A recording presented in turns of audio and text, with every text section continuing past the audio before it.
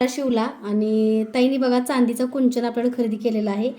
ताई शिक्षिका आहेत आणि एवढ्या दुरून आल्यात पूजा साहित्य खरेदी करायला. कसं आहे आपल्याकडे धनलक्ष्मी कुंचन सेवेचे भरपूर ताईंना चांगले रिझल्ट आणि चांगले अनुभव आहेत. तर माता लक्ष्मीचा मंत्र म्हणत मध्ये सेवा करायची आहे. ताई सर्व मंगल मांगल्ये मंत्र माहिती आहे ना, शिवे सर्वाद साधिके शरण्ये त्र्यंबके गौरी नारायण नमस्तुते.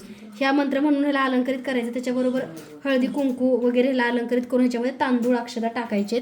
माता लक्ष्मीचा मंत्र म्हणत तर माता लक्ष्मीचा मंत्र म्हणत कुंचमध्ये सेवा करायची आहे तुम्हाला. तर स्वामी तुमच्या साक्षीने ही सेवा चालली, तुम्ही पण चाललाय धाराशिवला आणि कुंचन पण चाललाय. त्यामुळे जे काही त्यांची इच्छा आहे ती लवकरात लवकर पूर्ण करा.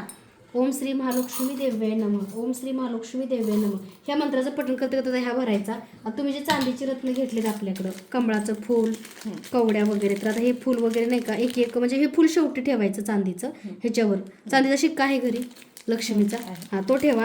हे म्हणजे हळकुंड, ही फुलं, मोती सगळं माता लक्ष्मीचा मंत्र म्हणत मग त्याच्यात भरायचं आणि शेवटी चांदीचा शिक्का आणि हे फुल ठेवायचं. तुमची इच्छा बोलायची, तुमची जी काही इच्छा आहे ती बोलायचं. मी बोलले, स्वामीने पण सांगितलंय म्हणजे लवकर पूर्ण होणार आहे. म्हणजे स्वामी आपल्याला पेढे लवकर येणार आहेत.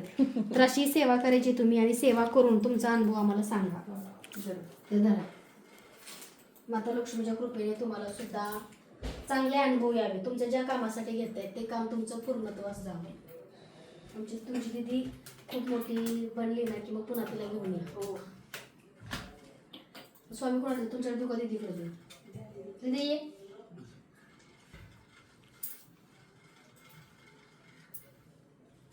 खूप खूप मोठी बन आणि अशी पिढी घेऊन ये. स्वामींच्या कृपेने बघ तू लवकरच मोठी बनणार का हो.